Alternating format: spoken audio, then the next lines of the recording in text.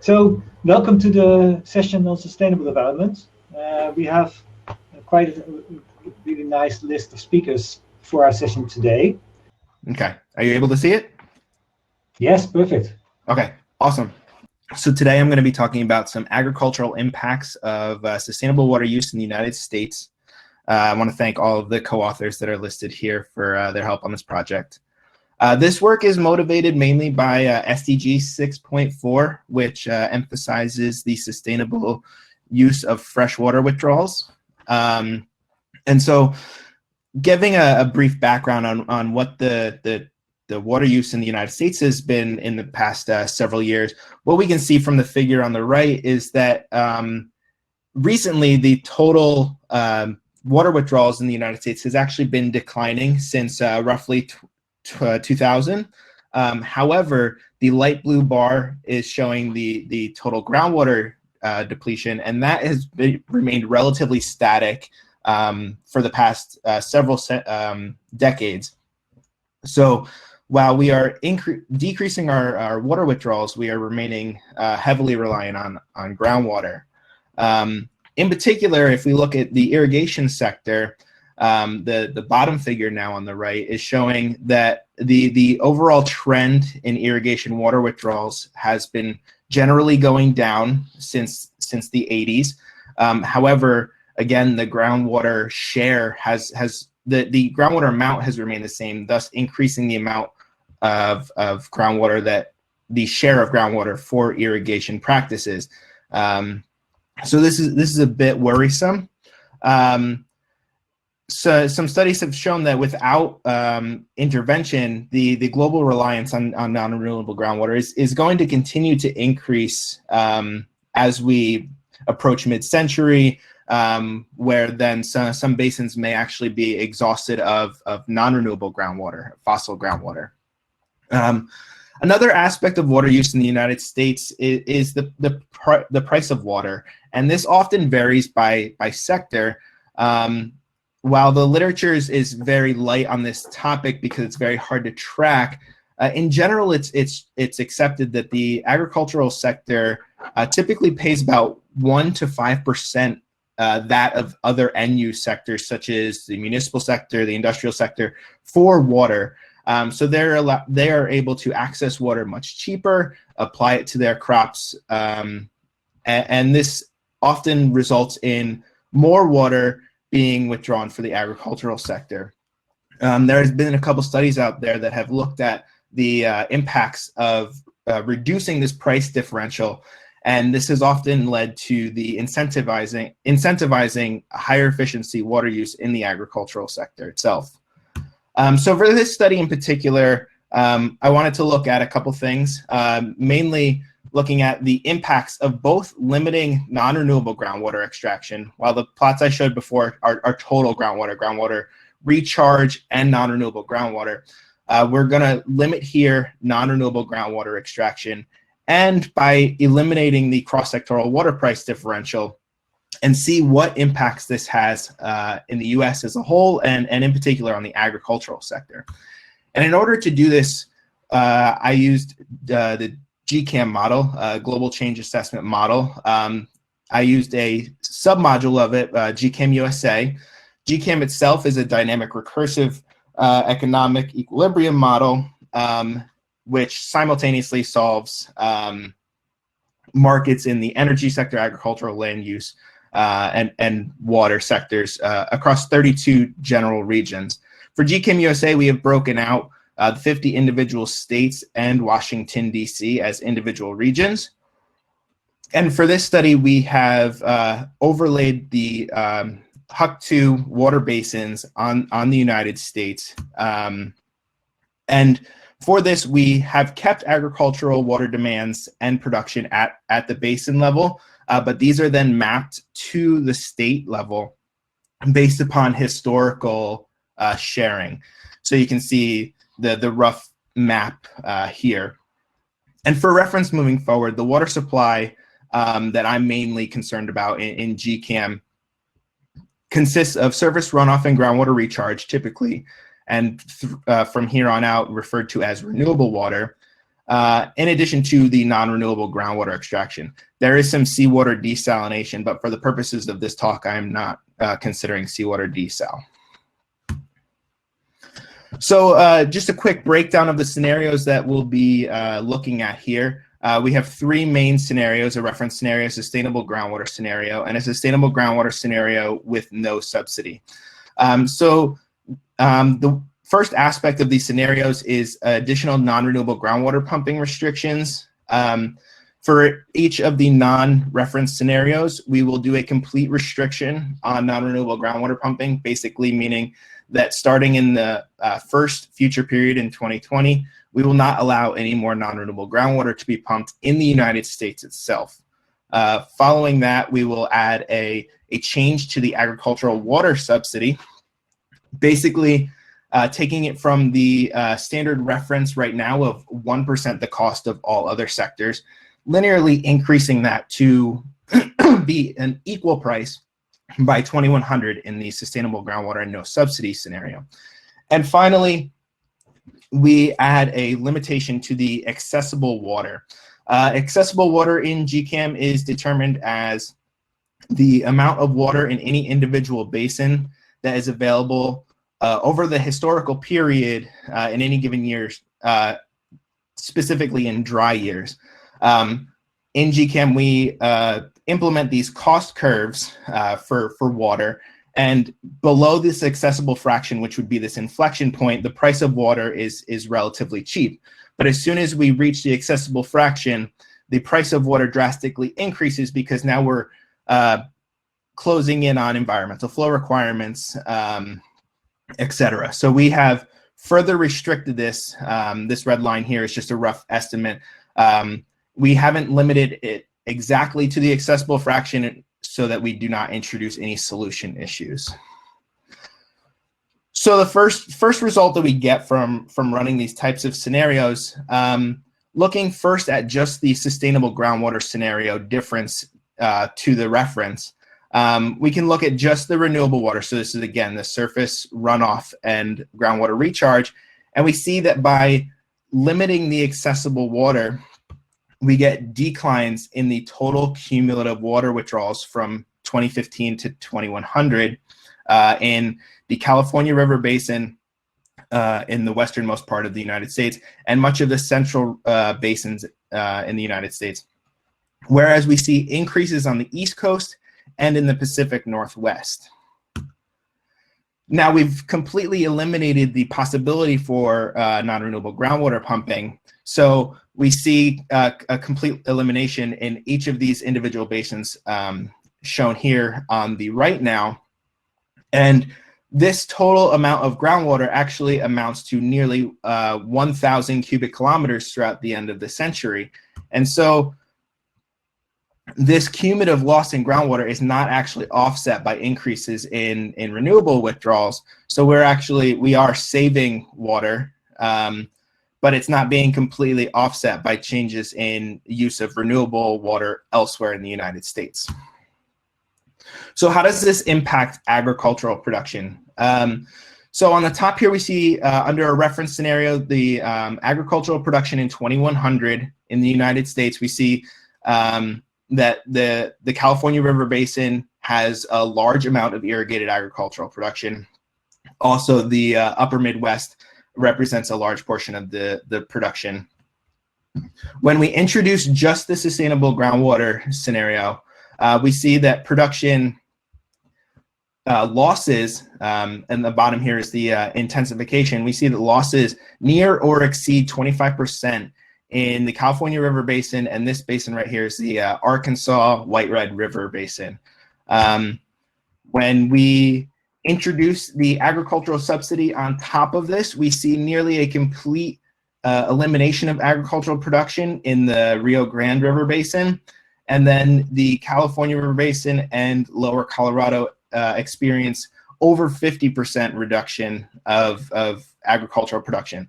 But we do see this eastern shift of production in the United States, with many of the eastern basins picking up additional production in order to compensate for some of the lost production that has been seen in the central United States and western. In total, though, the total production in the United States remains lower than the reference scenario, which results in the total exports from the United States actually decreasing under these sustainability scenarios.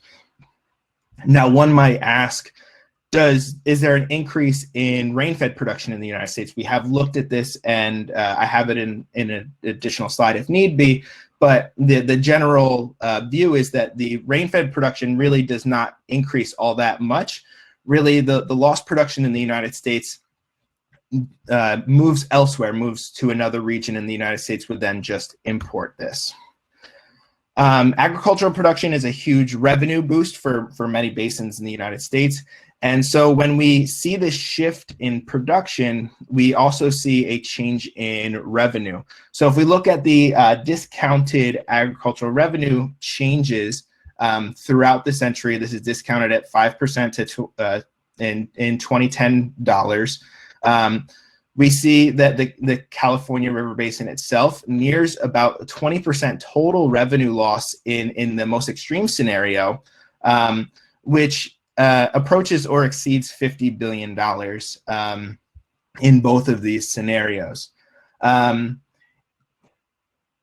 total, the United States does also experience a loss in agricultural revenue. However, this is a trade-off as we have now moved to a much more sustainable water future. We are now no longer pulling non-renewable groundwater from these fossil groundwater sources. We are not depleting this fossil groundwater anymore. So there are significant trade-offs here in terms of sustainability. So just briefly, some conclusions. Like I just mentioned, there are trade-offs that exist between the sustainability aspect and the agricultural aspect. So with increased sustainability, we do see that there will be production losses, particularly in these big production regions. But we also see that the agricultural production shifts eastward. The level of cooperation of any of these types of scenarios definitely would have a big impact. Right now, we're assuming a universal adoption of these sustainability measures in the United States. But if any one basin or water market or anything like that does not adopt the full universal policy per se, this could have great implications. But if we do, and we expand this study globally, we could see agricultural production shift to regions which have ample renewable water, which can help grow these crops, which would further increase trade. But it really is dependent upon whether there's a universal or really a selective adoption of these measures. And with that, I'll take any questions.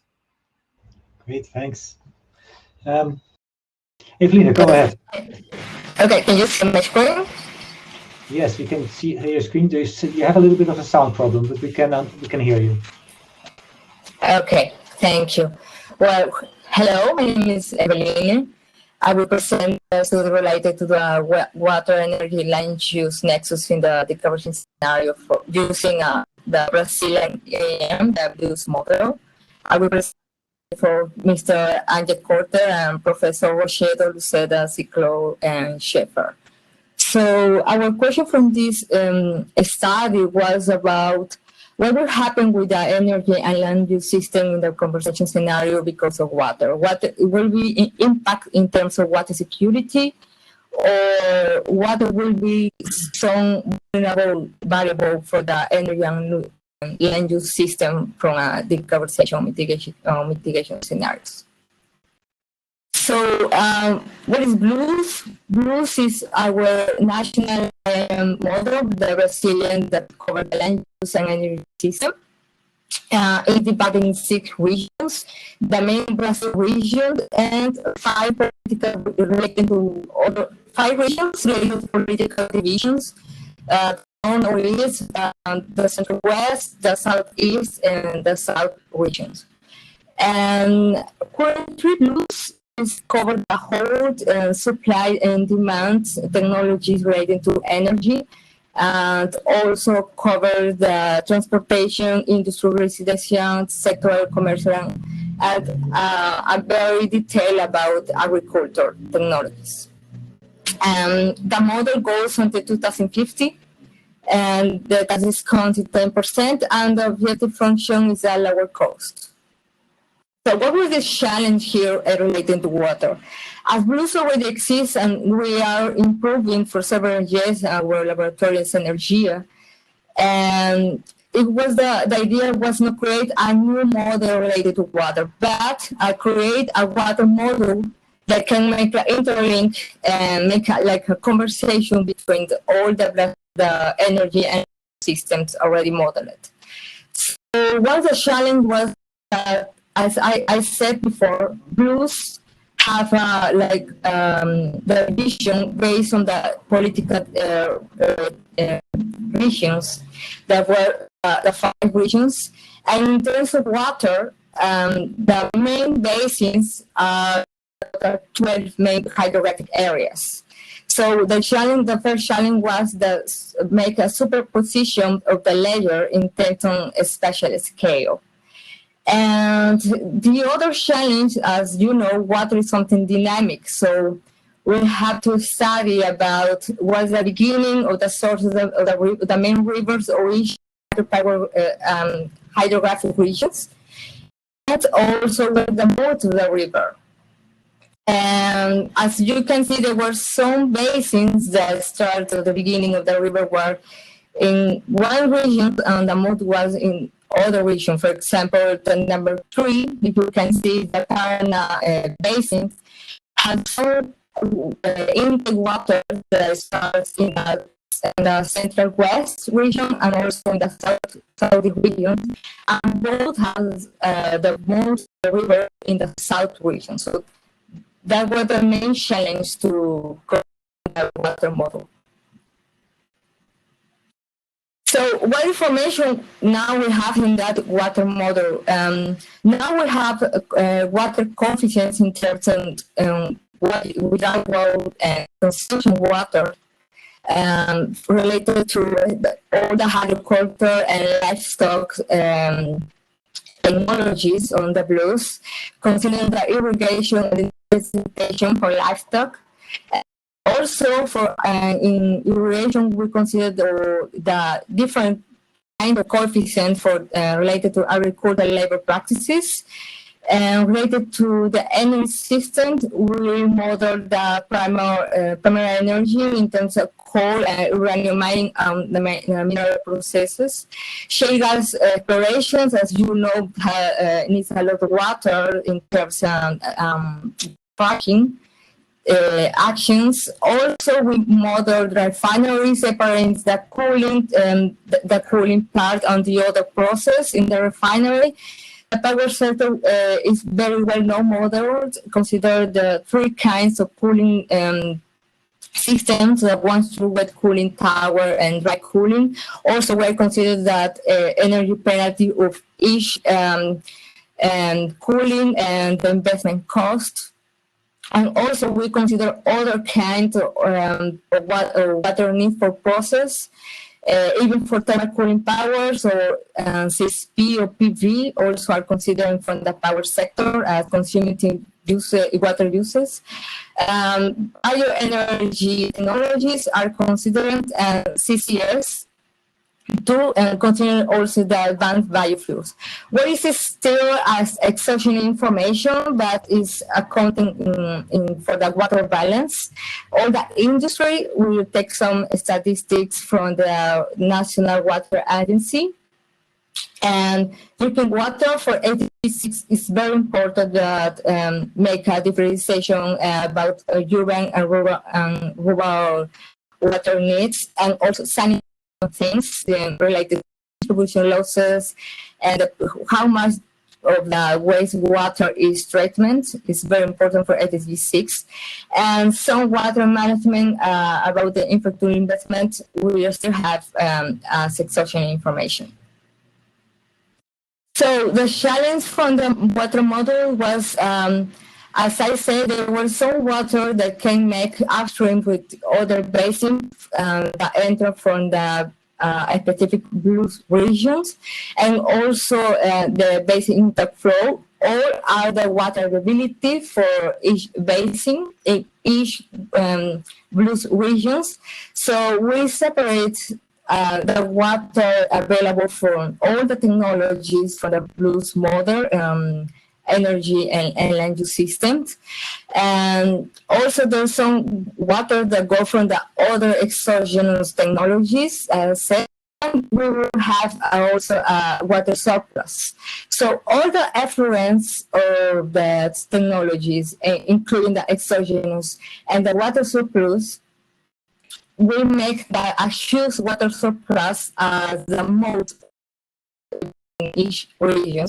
And also the model have the opportunity to make 3 different destinations: to the ocean, and could we go to other international basin, because Brazil have some share some international rivers to Argentina or to Paraguay, or if it's a basin, a region that is upstream, the water go flow to to continue to the basin, but in other region.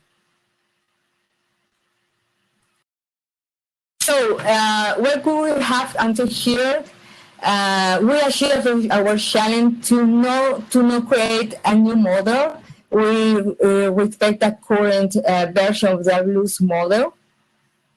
We can have now the water availability by basin for each blue regions. Scenario, we can make studies about making some water constraints that are related to the instrument for the integrated water management in Brazil. So we can make some scenarios about the grant, make restrictions about the grant, and also share the water sharing related to the water cost. So in that term, we can see both water security is impacted by energy and land use scenarios, or is applying these restrictions, we can see if water could be a vulnerable thing for our running our scenarios in terms of decarbonization. So we were working some years ago about the construction of this model. So for my doctorate dissertation, I make that for an elder blues version, that was the method, that was energy integrated system, and I apply that for the power sector. Then we work with this study in a project from the Greenpeace, and we were in that moment considering all water coefficients. So we make accounting for that external, that as endogenous.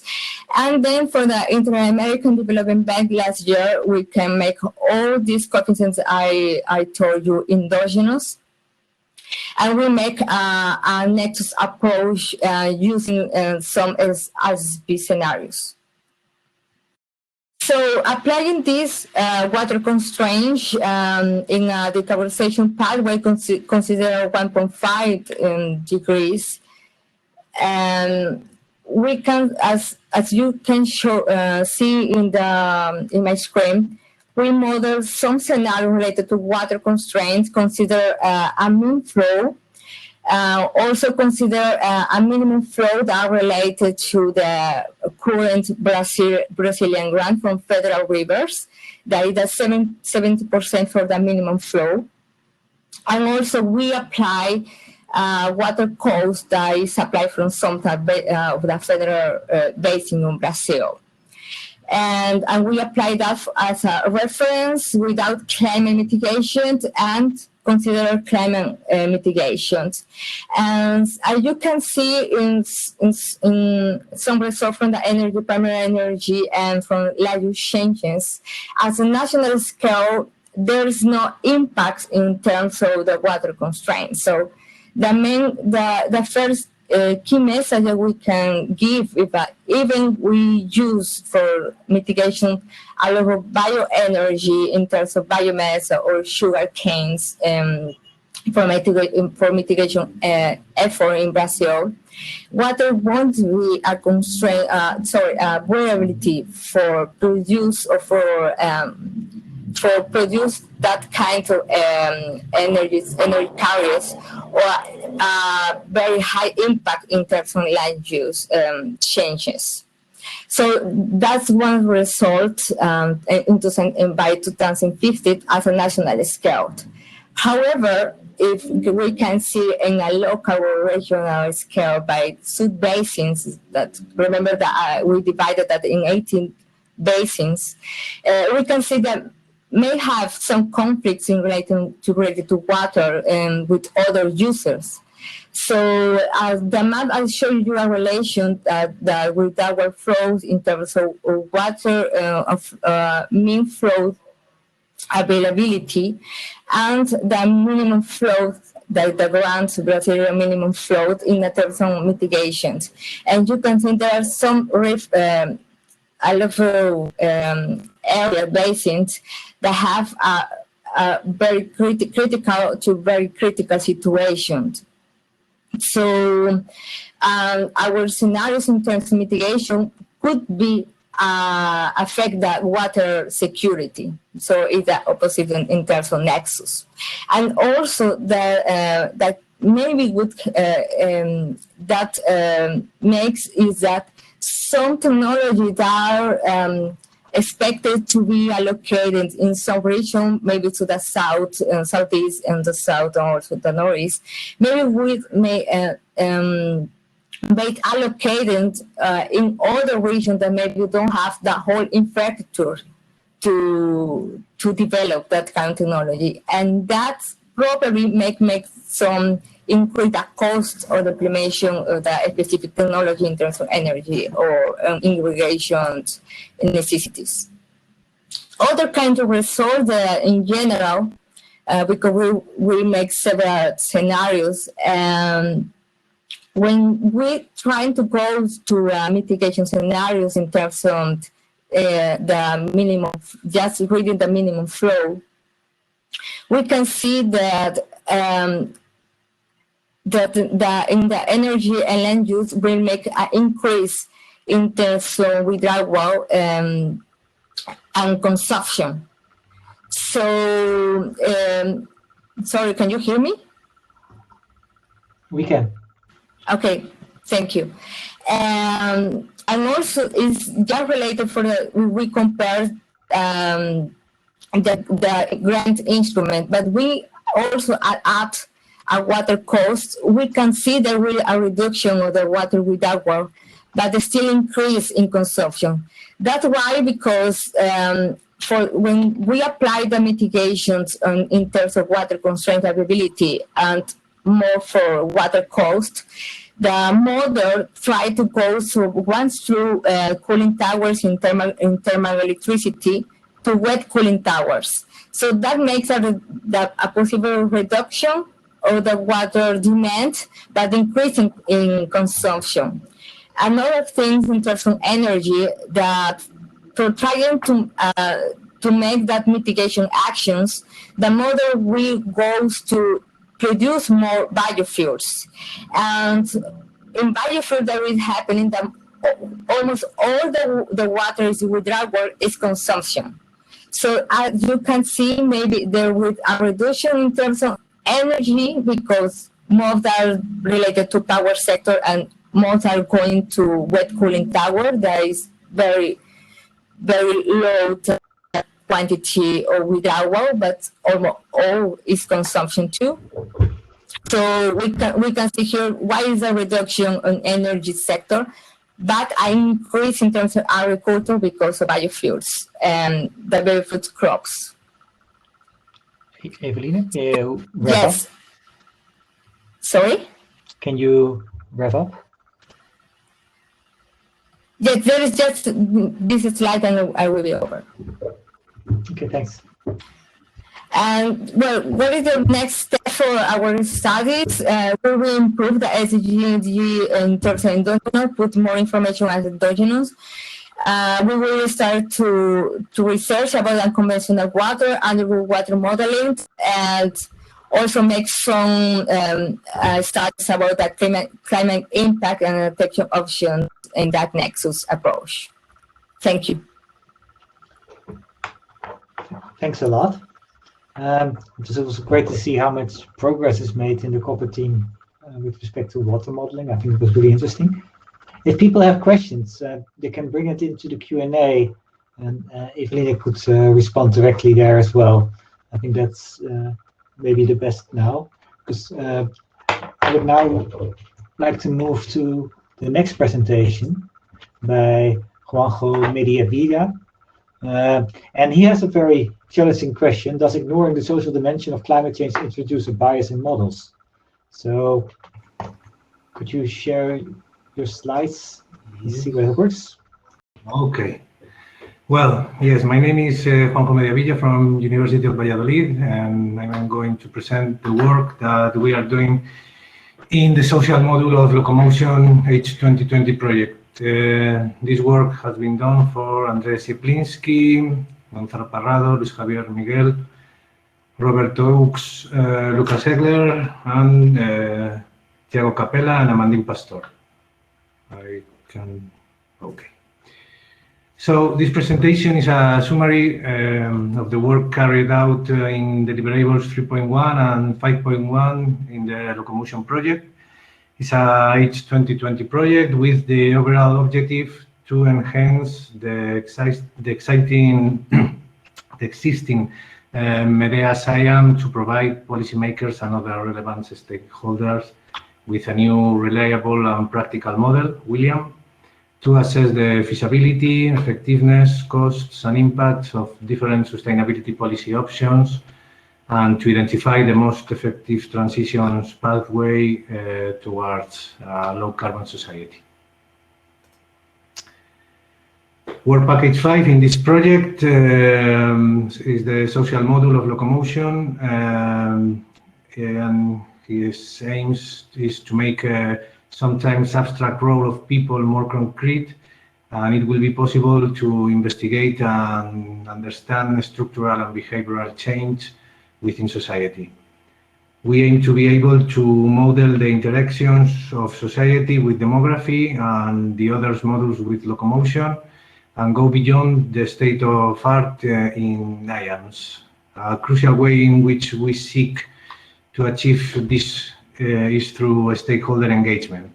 Work package 5 attempts to improve the representation of people within IAMS and humanize modeling approaches which tend to discount people or narrowly represent them as homo economicus.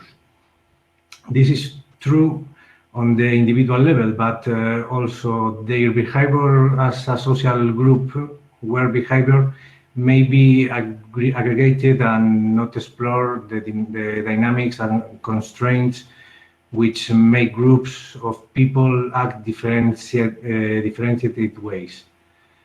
For epistemological congruence and against the positivism, which can influence modeling, the team are also conscious of the need to improve the involvement of relevant people in the development of respective science. This presentation is divided into following parts that you can see it. First, an introduction with the aims of the aims of the work, explaining the problem. Second, we explain the social dimension in existing aims with a quantitative and qualitative methodology. Third, with the first step of system dynamics methodology, we discuss the causal loops diagrams of the social module that will be inserted in William IAM. So, William, within limits integrated assessment model, will be the new IAM based on MEDEAS, in which we are identifying 3 social dimensions that can be represented: migrations, health, and well-being. All of them interacted with climate change and greenhouse gas emissions. Therefore, This presentation aims, on the one hand, to briefly analyze the current use of social variables as drivers in the most notable IAMS today, and on the other, to advance the work that is being done in locomotion project. For the analysis of the main models and their general properties, we have followed the mixed methodology, both quantitative, how integrated assessment models vary greatly in many dimensions, and qualitative, other characteristics are more difficult to grasp.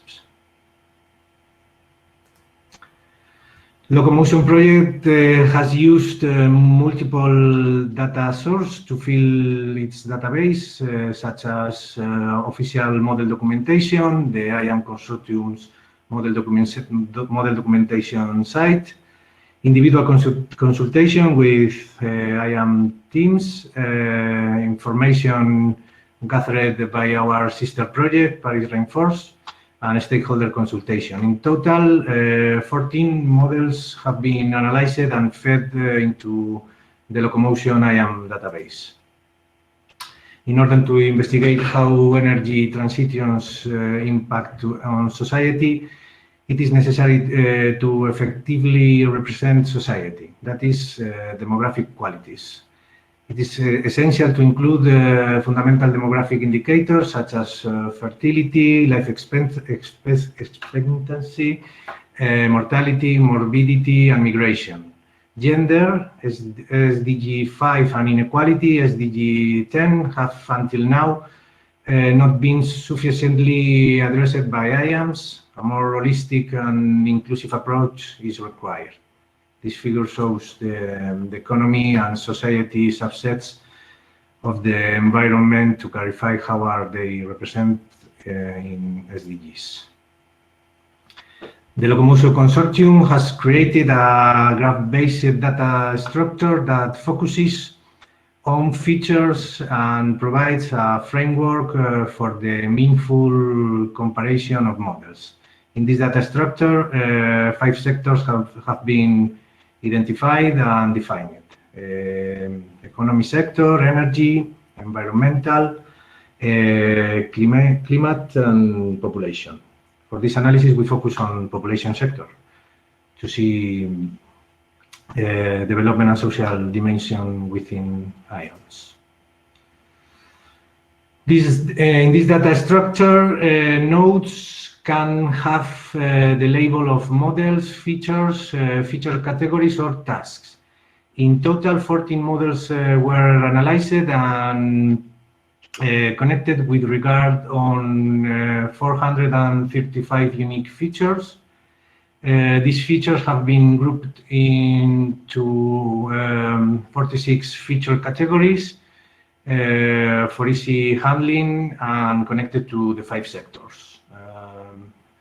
Well, through a cursory glance at this figure, it is immediately apparent that energy and economy are the sectors with the most even dominant representation. And while the image is too complex to facilitate detailed inferences, we can see the low representation that the population models have in the analyzed IAMS, and we therefore assume that assume the limited representation of social variables such as migration or health. And in addition to the author's knowledge, Locomotion project will build the first IAM that models well-being. For a clearer representation, we can observe in this figure the relationship between sectors of each of the models analyzed.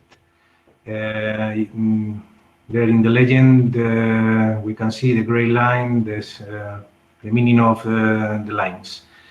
It is important to remark that some of them are not IAMs, and our methodology doesn't allow us to confirm how many social variables which comprise population are considered in each IAM, but we can see that the main relationship with the population sector is with the economy sector, and there are weaker links to the climate and the environment sectors, and much more distance connection to the energy sectors.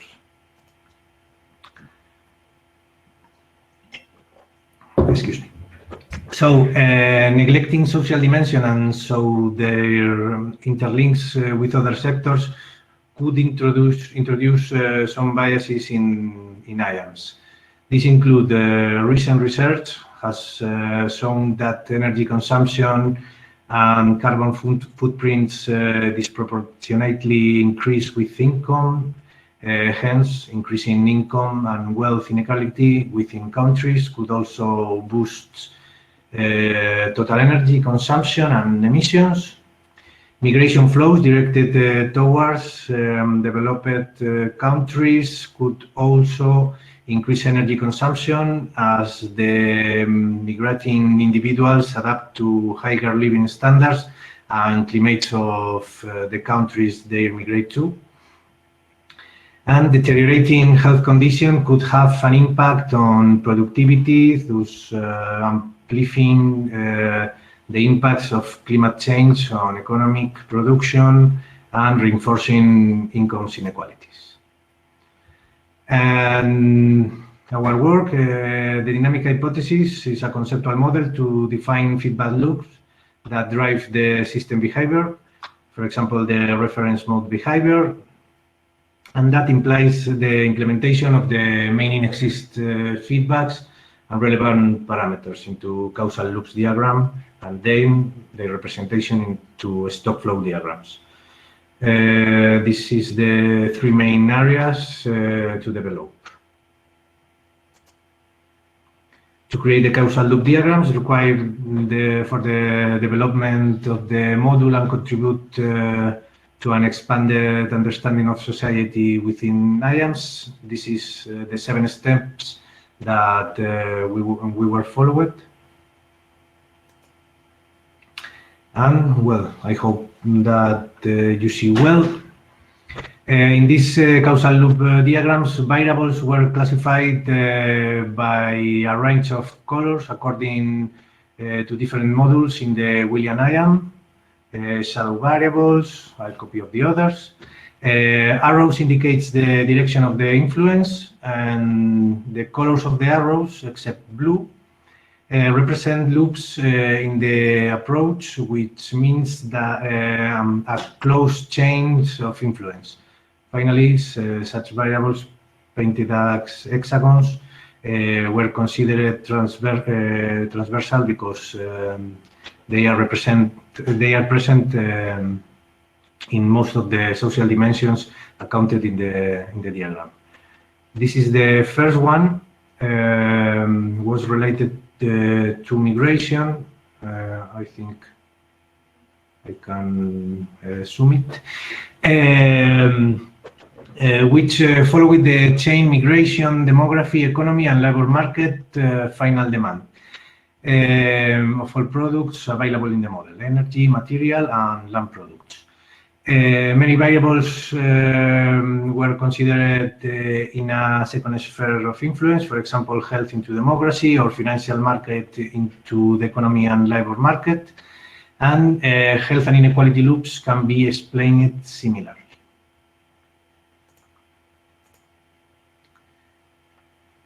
Health is perhaps the most important, but until now largely understudied aspect of climate change impacts on society. Moreover, until now IAMS have largely neglected how health and sustainability do and will interact. Diseases from sources of different nature, the level of the welfare state, water, diet, climate and gender, and health impacts on the labor market can be shown in this figure. Well, the concept of health is wide and contains numerous elements and conditions factors. Basic needs, mental health, health systems, maybe you can see it well. is very wide. And well-being is the most abstract topic considered, despite constant discussion in philosophy and sociology and renewed interest as societies consider how to rebuild after COVID-19. This figure is a first approach, was agreed by the authors, in which two loops were found to characterize a flourishing society. In addition to the more innovative approaches to well-being, a straightforward way of improving on MEDEAS is to directly model to Human Development Index. This would be relatively simple, as two of the three elements which compose it, life expectancy and per capita income, are already to be modeled endogenously. The third component is education, defined by means years of schooling, and expected years of schooling will be easily obtainable from records, for example, from VUUREN. So finally, a partial representation of the system cannot sufficiently address major societal risks and challenges and their interactions and feedbacks. Furthermore, through interactions with the other modules within an IAM, a poorly developed module reduces the robustness of results generated. This limits the policy relevance of outputs, or worse, could even provide support or reduces decisions and pathways. I don't know what happens. Will not help to facilitate the transitions to sustainability. And to conclude, this work is aimed to open the discussion about the representation of novel approaches to provide IAMs with the new human development indicators. We hope to get feedback from stakeholders, policymakers, and colleges in this discussion. It's important to remark that locomotion is an ongoing project, and the exchange of information and feedback will help us to build the William IAM and the social model. So thank you very much. Many thanks. Great, thanks. Yeah, I think it was pretty a nice presentation. I think at the same time it might be good to look into some of the IAMs that have started to build in heterogeneity or some aspects. I think it might be interesting to compare some of the loops that you have indicated with what is taken up by some IAMs. Maybe the discussion can continue in the Q&A chat, because I would like to go to the next presentation. Okay, yes. So my name is Aman Malik, and I will present today on employment effects in energy transition. So this is a nice a subsequent presentation to Yamo's, because we are discussing here how we can introduce new dimensions, new SDG dimensions into integrated assessment models. So why do we want to study employment in energy transitions? Well, employment in general is an important criteria of human well-being, and it's part of the SDG 8, decent work and economic growth. And employment is also important from the point of view of political economy of energy transitions. So when we are trying to answer questions like why we don't have first best policies, and why is there unwillingness for climate mitigation policies. For examples of this include lobbyism by the auto industry and the coal industry, who claim that we will become uncompetitive, there will be layoffs. And herein comes the important aspect of just transition, where we are saying, how can people who are at risk of losing their jobs, how can they be fairly moved to other jobs or retrained? And lastly, it also employment research helps us in quantifying what kind of jobs we need in the future and what will be the skill set that we need. So this work will only focus on the direct jobs in the energy supply sector. So the jobs are direct, can be divided into direct, indirect, and induced, and we will focus on the direct jobs. And these jobs will be analyzed across the value chain, from manufacturing to construction, installation, operation and maintenance, and fuel supply and extraction. And there are lots of approaches available to study the employment effects. And what we'll be using here is a form of the employment factor approach on ex post on scenarios from the integrated assessment model Remind. Now the employment factor approach helps us in estimating the total jobs. Here they are only in the energy supply sector, originating from different parts of the value. So you see that so we'll start from the very bottom. So jobs which are in yellow is the sum of the jobs in different activities.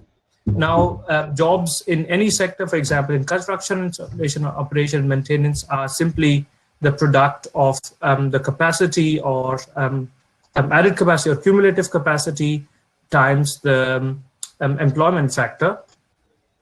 Additionally, like construction installation, some activities, especially manufacturing, happen outside the country. So this is then in green and the very at the top. And then they need to be broken down into jobs with an export component and jobs without an export component. And this needs an additional factor, which is the share of world manufacture. So in reality, so what we need for these equations now are the employment factors per activity, technology, and for all countries. But in reality, we only have data for OECD countries, and hence for all the non-OECD countries which lack data, we use this pink bar that you see, which is a regional adjustment factor, which is assumed to be the relative labor productivity to OECD. Now, what is the scope that is covered? We cover all major conventional and unconventional technologies, so coal, gas, oil, biomass, nuclear, solar PV, wind, hydro, and solar CSP. Additionally, solar PV, wind, and hydro are divided into sub-technologies like rooftop, onshore, offshore, because they become very important from the employment perspective. And because they are not modeled in Remind, we use a share parameter for these.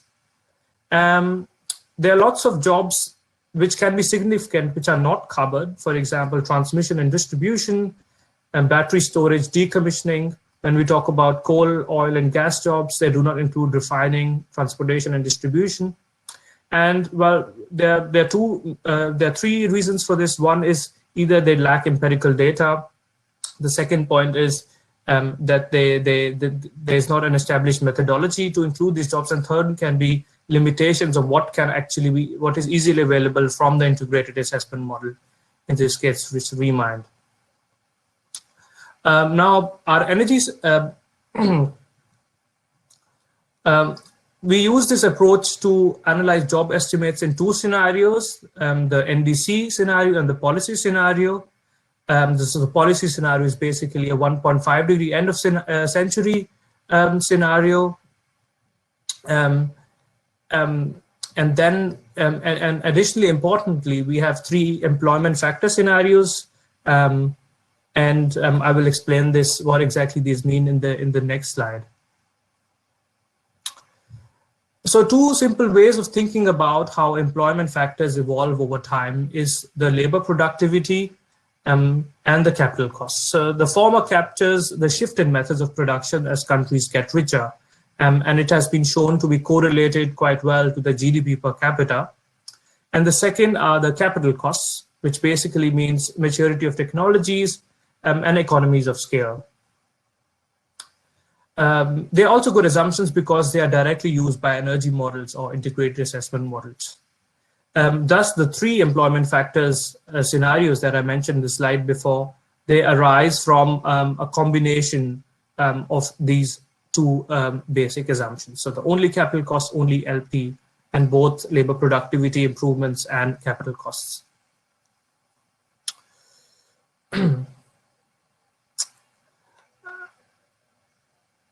So in results, what we see is that that there is the total energy supply jobs in the future depend upon the scenario and the employment factor scenario.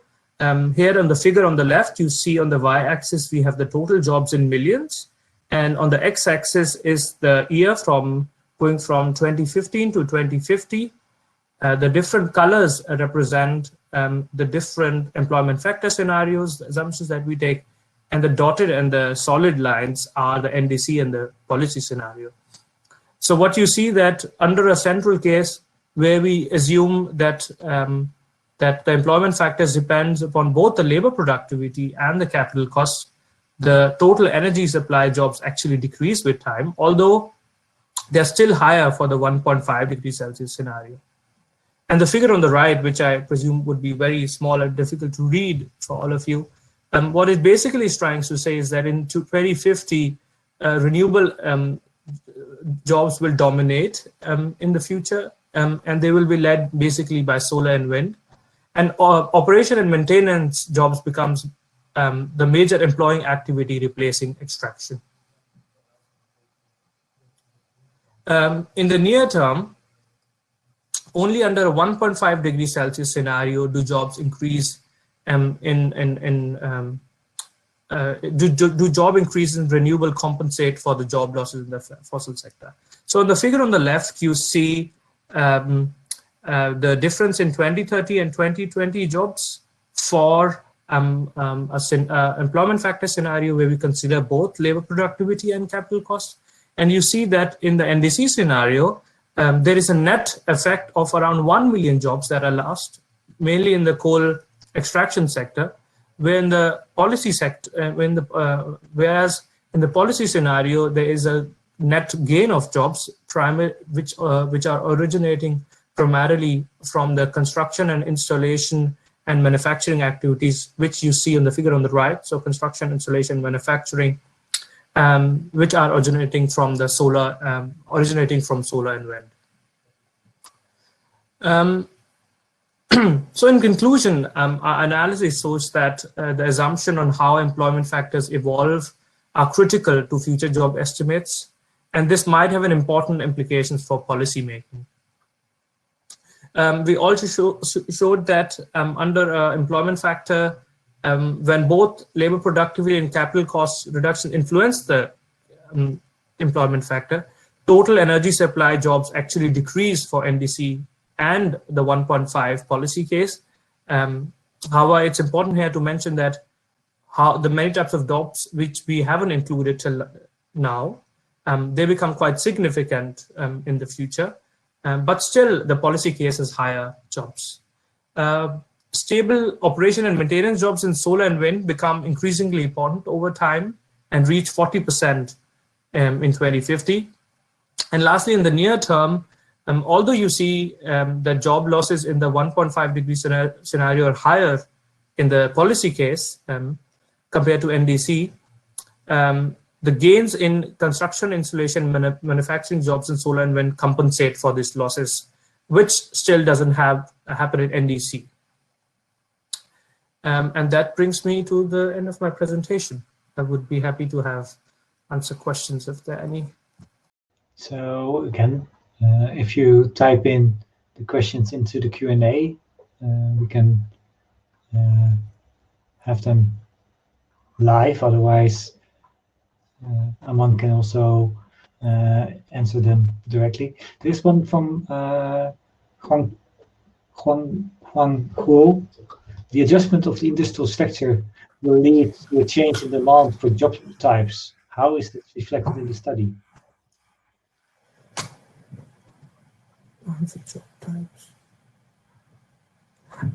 So I think we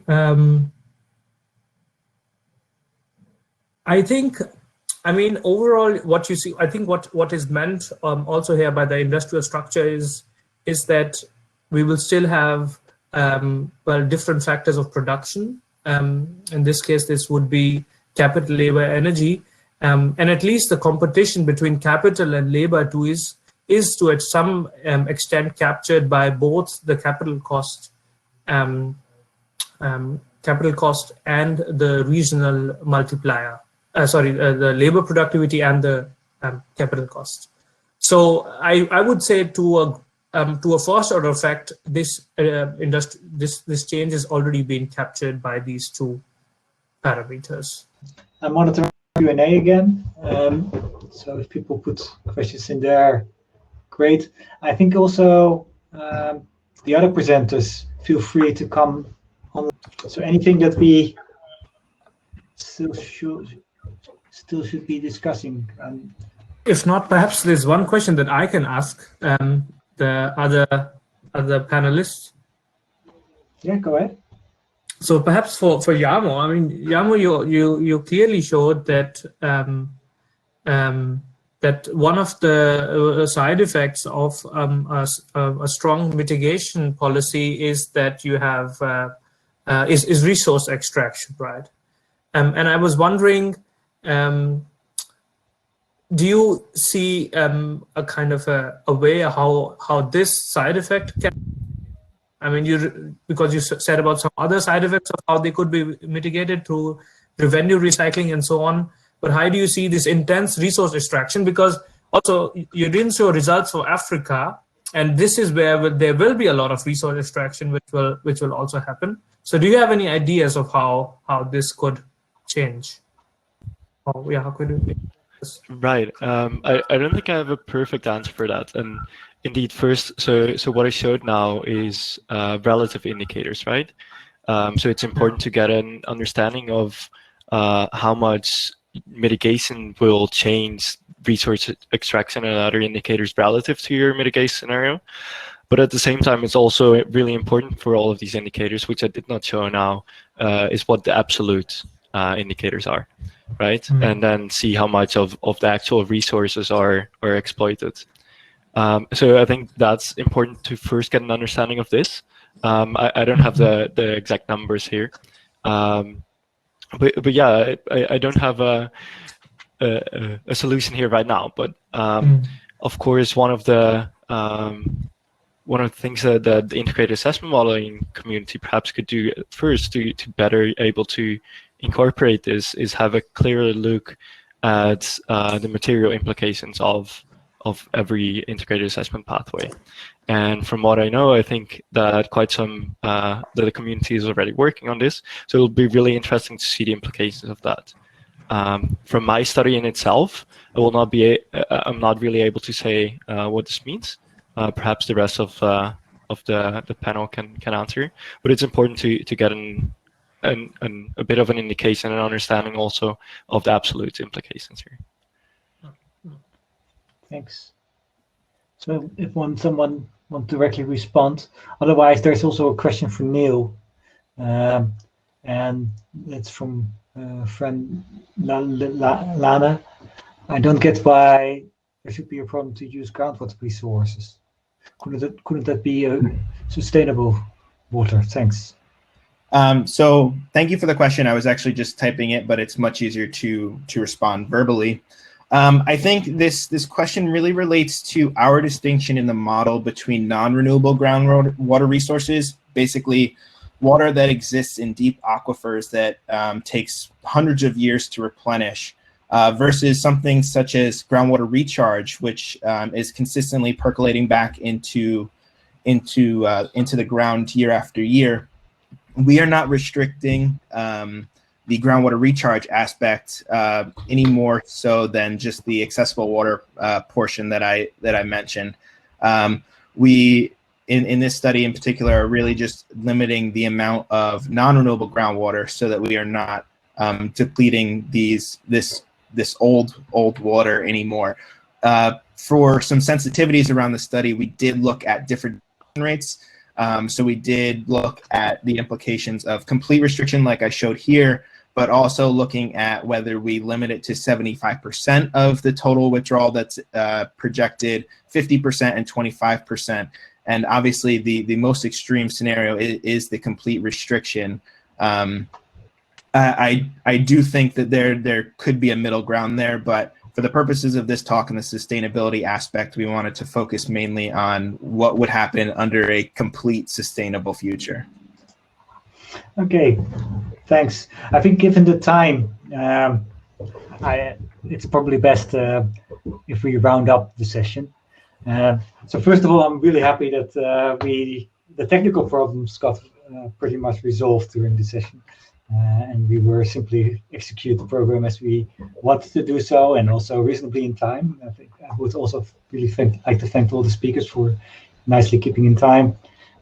We also heard several interesting presentations. Tomorrow there will be, I think, a few other presentations again as part of the sustainability session, and so we continue there. And thank you all. And obviously, we can't ask the audience to do a round of applause simply because they're muted. But I really would like to thank the speakers on behalf of the audience. Thank you. Thank you, Yeah, and there's a poster session now after this. Thank you. So if people want to join that, please do so. Thanks, Detlef, and thanks to everyone whom we didn't see also in the audience. Yeah, there was quite a large great group, by the way. Yeah, thank you. Thank you. Bye-bye. Bye. Thank you. Bye-bye.